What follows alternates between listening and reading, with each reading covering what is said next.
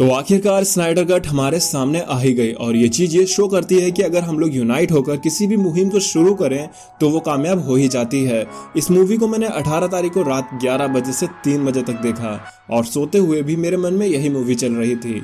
Movie की बात कही जाए तो एक जबरदस्त मूवी थी। स्लो मोशन, बैकग्राउंड म्यूजिक, लंबे एक्शन सीन्स, साइबॉर्ग और फ्लैश पर ज्यादा फोकस करना और साथ ही में बैटमैन के नाइटमेयर को दिखाकर स्नाइडर ने तो मानो 4 चांद ही लगा दिए। मूवी में कुछ भी कमी लायक था ही नहीं, लेकिन पर्सनली मुझे जो कमी इस मूवी को देखते हुए फील हुई वो ये कि इस मूवी को मैं पहले देख चुका था, यानी कि जॉश व्हीडन वाली मूवी देखी हुई थी तो आगे क्या होने वाला है इसके बारे में आसानी से पता चल जा रहा था। अदरवाइज मूवी एकदम झकास थी। अगर यही मूवी सबसे पहले बनाई गई होती, मतलब जॉश व्हीडन वाली मूवी से पहले, मतलब जॉश व्हीडन की मूवी को ना दिखाकर सीधे यही मूवी को दिखाया गया होता तो ये मूवी एक एपिक लेवल की मूवी थी।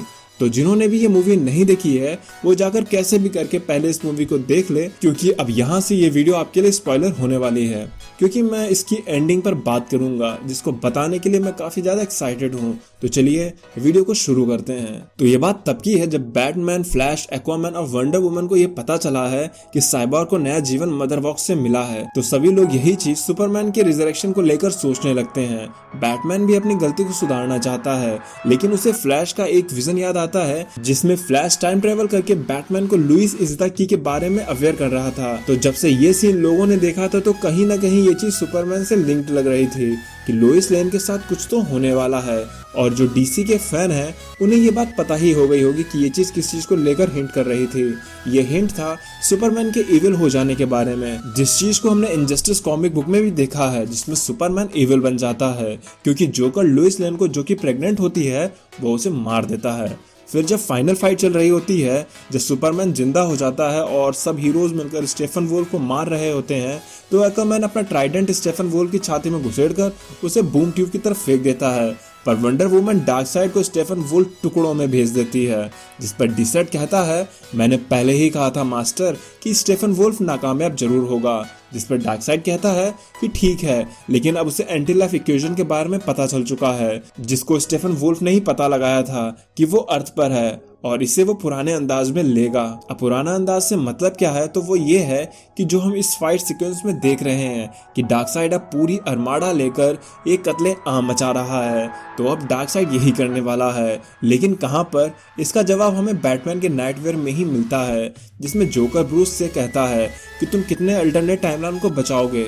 तो इसका मतलब साफ है कि डार्कसाइड या तो किसी और अर्थ पर जाकर उसको कॉन्कर करेगा या फिर ये चीज फ्यूचर में इसी अर्थ के साथ होने वाली है, क्योंकि हमने देखा है कि सुपरमैन किसी बॉडी के पास बैठकर रो रहा है जो मोस्ट प्रोबेबली लुइस लेन की हो सकती है और वो प्रेग्नेंट है। इसके बारे में अगर आपने ये सीन में इस जगह पर ध्यान से देखा होगा तो आपको पता चल गया होगा कि लुइस लेन की ड्रॉर में ये चीज क्या कर रही थी। तो हो सकता है कि जोकर आगे चलकर लोइस को मार दे और तब ये स्टोरी इनजस्टिस की तरफ मुड़ जाए। वैसे स्नाइडर कट को वार्नर ब्रदर्स वालों ने किसी भी टाइमलाइन का हिस्सा नहीं बताया है, लेकिन अगर वो चाहें तो जैक स्नाइडर की इस मूवी को किसी अल्टरनेट टाइमलाइन का बताकर इसे इनजस्टिस की तरफ मोड़ सकते हैं, क्योंकि इनजस्टिस वाली स्टोरी मेरी फेवरेट स्टोरीज में से एक है। और बैटमैन के नाइटमेयर में हमने यह भी देखा है कि सब लोग जोकर को किसी से बचा रहे थे, और जब वहां पर सुपरमैन अपनी प्यारी प्यारी 2 अखियां लेकर आता है तब ये चीज और भी ज्यादा कंफर्म हो जाती है कि सुपरमैन अब इविल होने वाला है। अब जिन्होंने भी इनजस्टिस की स्टोरी लाइन को नहीं देखा है तो मैं उन्हें बताना चाहूंगा कि वो इस स्टोरी को red wolf by Zubair Munir के चैनल पर देख सकते हैं।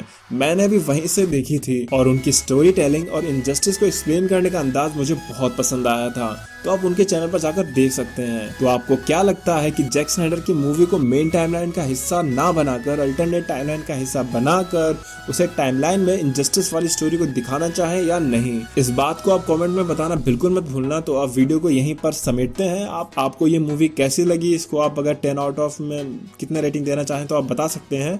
तो इसके बारे में मुझे जरूर बताइएगा। तो अब मैं चलता हूँ, आप फिर बाकी की वीडियोज एंजॉय करें और खुश रहें।